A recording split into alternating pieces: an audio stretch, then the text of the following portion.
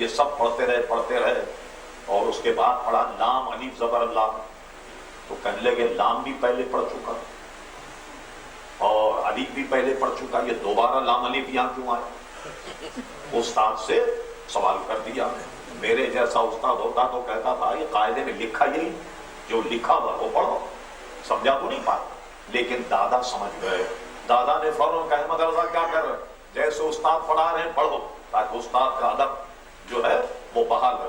اور سبق پڑھنے کے بعد استاد جب چلے گئے تو اب اپنے صاحبزادے پوتے کو بلائے، کہا اب بتاؤ ابہام کیا؟ انہوں نے کہا صاحب میں پڑھتا گیا الف بے تے سے، لام بھی پڑھ دیا، الف بھی پڑھ دیا، میم وغیرہ، اور اب یہ دوبارہ لام الف آیا، تو میں نے کہا یہ لام الف یہاں کیوں آیا؟ تو خوش ہوئے دادا، کہنے لگے بیٹا پہلے جو تم نے الف پڑھا ہے وہ اصل میں تھا حمزہ، سمجھے؟ اور الف جو ہے کسی حرف کے بعد میں آتا، جیسے بے الف زبر با، تے الف زبر تا، پہلے جو الف ہے یہ حقیقت میں حمزہ، تو اس الف کو متعارف کرانے کے لیے لام میں رکھا گیا تاکہ پتہ چل جائے کہ الف کیا ہے۔ تو اب امام اہل سنت اپنے دادا سے سوال کرتے ہیں اگر الفی کا تعارف کرانا تھا اس پہ بے پہ کیوں نہیں رکھا گیا؟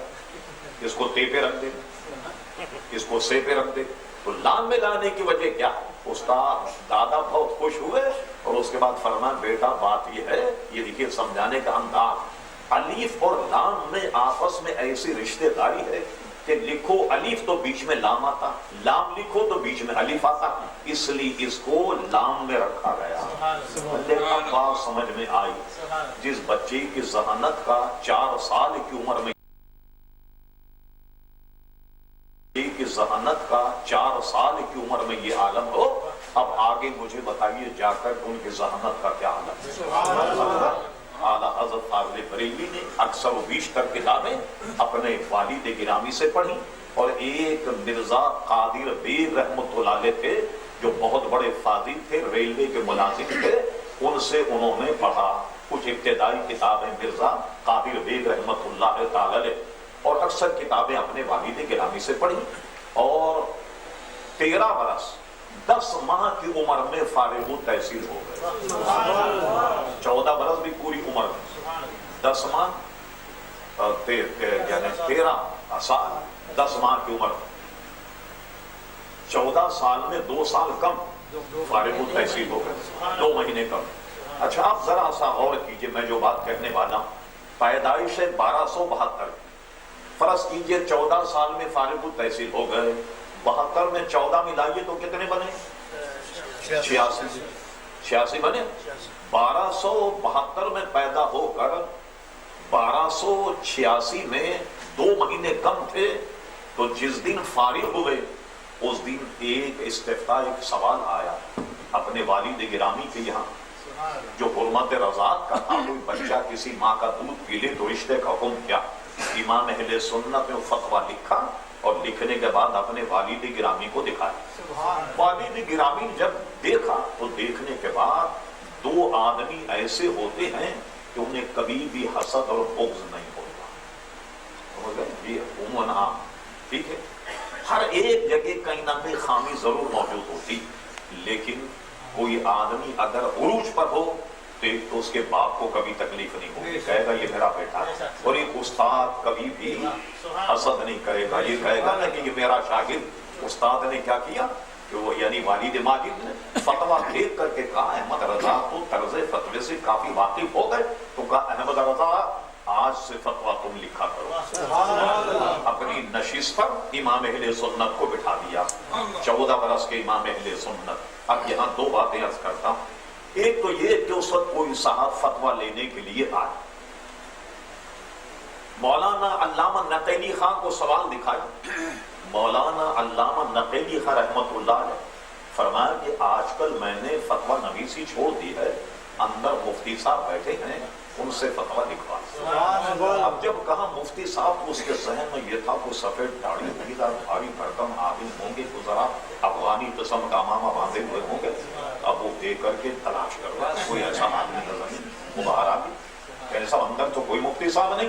ارے کہاں ہماری نشست پر دیکھا، کہا کہ نشست پر بھی دیکھ لے، وہ گیا دیکھ کر پھر باہر آ گیا، تب وہاں تو کوئی مفتی صاحب نہیں، کہا ہماری سیٹ پر کون ہے؟ کہا وہاں تو ایک بچہ بیٹھا ہوا ہے۔ ارے کہا بچہ نہیں، وہی مفتی صاحب،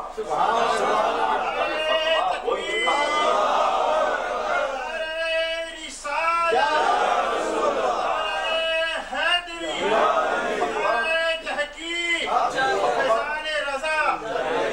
فتویٰ وہی لکھتے ہیں، مگر کیا تھی پابندی کہ جب بھی کوئی جواب لکھو ہمیں دکھا کر کے جاری کرنا۔ یہ ان کے لیے بھی اس میں دعوت فکر ہے کہ ہمارے یہاں خود ہمارے اداروں میں ابھی کوئی عالم فارغ ہوگا، بلکہ فارغ ہونے سے پہلی پوسٹر ہم دیکھتے ہیں کہ مفتی اس کا نام پہلے سے لگ جاتا ہے، یعنی مفتی بننے کا لوگوں کو بہت شوق ہے ہمارے یہاں بھی۔ تو ابھی جب تھا 20 سال کی عمر نہیں تو جناب پتہ لگا کہ بھئی مفتی فلاں فلاں فلاں، امام اہل سنت کو مفتی کی سیٹ پر تو بٹھا دیا، 8 سال تک والد نگرانی کرتے ہیں، اور 8 سال کے بعد جب لکھ کر لائے فتویٰ کا احمد رضا، اب ہمیں دکھانے کی ضرورت نہیں، خود ہی جاری کر دیا کرو دستخط فرما کر۔ اس کے بعد امام اہل سنت فتویٰ جاری کر دیا کرتے۔ تو اب ایک بات ذہن میں رکھیے، ایک بات تو یہ ہے کہ 1272 میں پیدا ہوئے، 1286 کو فتویٰ لکھا، ایک آواز آئی کہیں سے، آپ سمجھ جائیں گے کہ مولانا احمد رضا خان اور اشرف علی تھانوی دونوں ایک جگہ پڑھتے تھے، دونوں دیوبند میں پڑھتے تھے، اور دیوبند میں کچھ حلوہ پراٹھے پہ دونوں کا جھگڑا ہو گیا، سمجھے، حلوہ مانڈے پہ جھگڑا ہو گیا۔ تھانوی صاحب تو تھانہ بھون میں رہے دیوبند میں، اور مولانا کرے دیوبند سے پڑھ کے اور بریلی شریف نے اپنا مدرسہ کھول لیا، اور کھولنے کے بعد علماء دیوبند پر فتویٰ بازی شروع کر دی، مارے پھوٹا پھوٹے آنکھ۔ آپ تاریخ دیکھیے، آج سے 31 سال پہلے دیوبند نے 100 سالہ جشن منایا، یاد ہے آپ کو؟ 100 سال، 31 سال پہلے برابر، میرے پاس وہ ریکارڈ موجود ہے، اور فوٹو بھی موجود ہے، خبر بھی موجود ہے، اخبار کے تراشے بھی موجود ہے، ایسی بات نہیں کر رہا۔ کوئی صاحب اگر ہاں کرے ای میل کے ذریعے میں ان کو بھیج بھی دوں گا کہ دیکھ لیجیے۔ اسٹیج ایسا بنا، اوپر تک، نیچے علماء، مولانا گواہی دیں گے، اور اس جشن دیوبند کی جس میں یہ کہا کہ ہم نے 100 برس دین کی خدمت کی ہے، اس اجلاس کی صدارت اندرا گاندھی نے، اندرا گاندھی نے پہنچی وہیں خاک جہاں کا خمیر تھا، اندرا گاندھی نے کی صدارت۔ تو کتنے سال ہوئے؟ 31 سال۔ کیا مطلب ہوا کہ 1300 سال میں سنگ بنیاد رکھا گیا اور 100 سال خدمت کی۔ تو آج سے 31 سال پہلے، یعنی پورے جب 14 سال ہوئے تو اس میں جناب ان کا 100 سالہ جشن منایا گیا۔ اب مجھے بتائیے، اعلیٰ حضرت کو فتویٰ لکھتے ہوئے 14 سال گزر گئے تو 13ویں ہجری آئی، 1286 میں 14 اور ملائی، یہ بنے 1300۔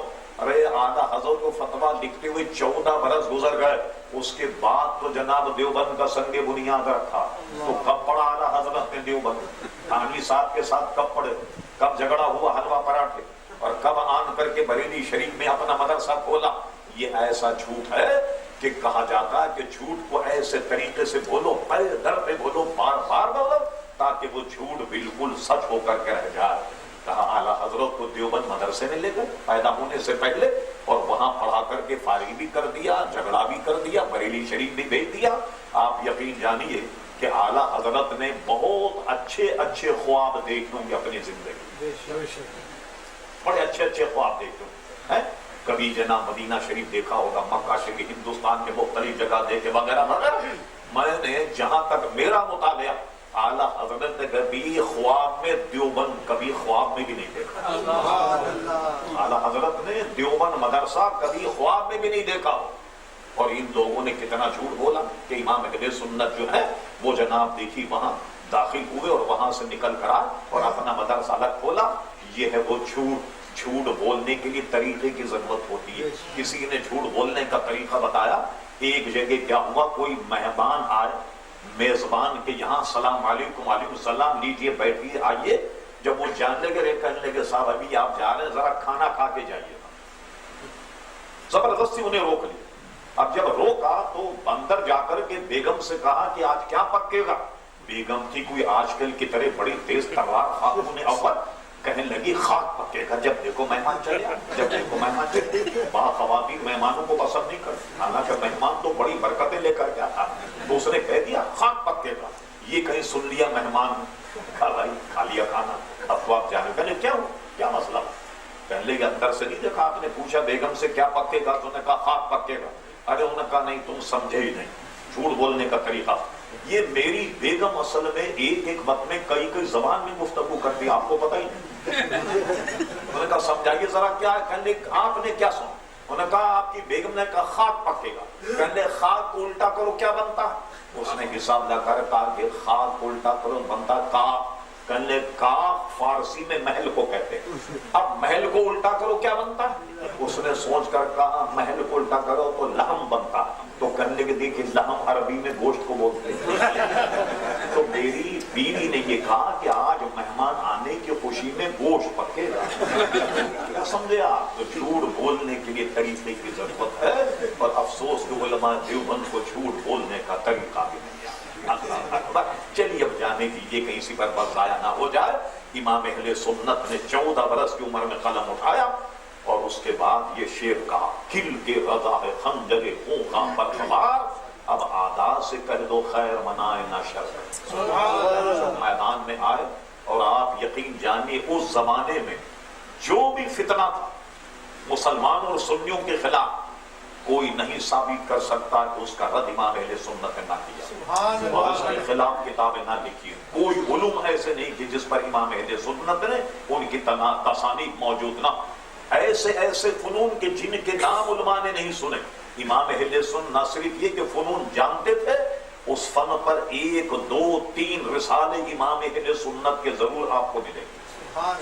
اگر آپ لسٹ اور آپ فہرست ملاحظہ فرمائیں امام اہل سنت فاضل بریلوی رحمۃ اللہ تعالی علیہ کے کتب کی. اب آئیے فتویٰ نویسی میں جب قدم رکھا, میں 2-4 باتیں صرف آپ کو بتاتا ہوں, یہ پتہ لگ جائے کہ وسعت قلب وسعت نظر کتنی. ہم کیا کرتے ہیں آج کل, بڑے بے ادب ہو گئے. یہاں آدمی کوئی نماز پڑھ رہا, اکثر و بیشتر لوگ تو اس کے سامنے سے نکل جاتے. کوئی صاحب کیا کرتے ہیں, ٹوپی رکھ دیتے سامنے سے چلے جاتے. کوئی صاحب جوتا رکھتے ہیں اس کے سامنے نکل جاتے. وہ سمجھیں کہ یہ ستھرا جو ہے اس کی ضرورت پوری ہو گئی. ہوتا ہے عموماً یا نہیں؟ حدیث شریف میں ہے, تمہیں پتہ لگ جائے کہ نمازی کے سامنے سے گزرنے کا کتنا وبال. تو یہ روایت کہ 40 دن انتظار کرو تم مگر نمازی کے سامنے سے نہیں گزرو. راوی کہتے میں بھول گیا حضور نے 40 دن فرمایا یا 40 مہینے فرمایا یا 40 سال فرمایا, جب تک کوئی آڑ نہیں. اور آڑ کیا ہونا چاہیے؟ ہمارے امام اعظم ابو حنیفہ کا مذہب یہ ہے کہ نمازی کے سامنے ایک لکڑی, یہ کلمہ شریف کی انگلی جیسی ایسی اگر یہ گڑی ہو, اب اس کے بعد اس کے سامنے سے گزرے تو گزرنے والا گناہگار نہیں ہوگا. مسجد کبیر میں, مسجد کبیر بہت بڑی مسجد میں اگر آپ موضع سجود پر اپنی نگاہ رکھے ہوئے, آپ حلقہ بنائیے اپنا نگاہوں کا دائرہ, 4 صف کے بعد اگر کوئی نکل جائے وہ گناہگار نہیں ہوگا. مگر مسجد کبیر میں, اب اعلیٰ حضرت کسی یونیورسٹی میں نہیں پڑھا, نہ دنیا کا دورہ کیا, پوچھا حضرت یہ بتائیے کہ مسجد کبیر کہاں اس وقت دنیا میں؟ اب دیکھیے بوریے پر بیٹھے ہوئے, یونیورسٹی یا کالج سے نہیں پڑھے. فرما اس وقت مسجد کبیر پوری دنیا میں ایک ہے. وہ کہاں ہے؟ فرمایا کہ روس میں ایک علاقہ ہے خوارزم. خوارزم میں ایک مسجد ہے جس کا ایک ربع 4000 ستون پر مشتمل ہے. وہ اتنی بڑی مسجد ہے کہ پوری مسجد جو ہے 16000 ستون پر مشتمل ہے. 16000 ستون پر. فقیر کے نزدیک صرف وہی ایک مسجد کبیر ہے دنیا میں, اور کوئی مسجد کبیر نہیں. اس کا یہ حکم ہے کہ نمازی کے سامنے سے 4 صفوں کے بعد جو ہے وہ آدمی گزر جائے, اور کسی مسجد میں چاہے آدمی پچھلی صف میں کھڑا ہو اور اس میں اگلی صف سے بھی کوئی گزرے, اگر ستھرا بیچ میں نہ ہو گزرنے والا گناہگار ہوگا. آپ نے اندازہ لگایا کہ دنیا گھومی نہیں مگر اسے بتا دیا کہ مسجد کبیر کا. یہ کتنا مختصر مسئلہ کہ حضور تیمم کس چیز سے کیا جائے. ہمارے جیسے مولوی سے کیا تمہارا دماغ خراب ہے یار, سنتے نہیں, تم سنتے کہ مٹی سے تیمم کیا جائے, اور تم ہم سے آ کر کے مسجد میں وقت ضائع کر رہے. تیمم کس سے کیا جائے؟ کتنا مختصر مسئلہ تھا, مٹی سے تیمم کر لیا جائے. آپ سنیے فتح رضویہ پہلی جلد ملاحظہ فرمائی. زمین سے نکلنے والی معدنیاں کون کون سی چیز زمین سے نکلتی ہیں؟ 311 گنوائے 311 گنوائے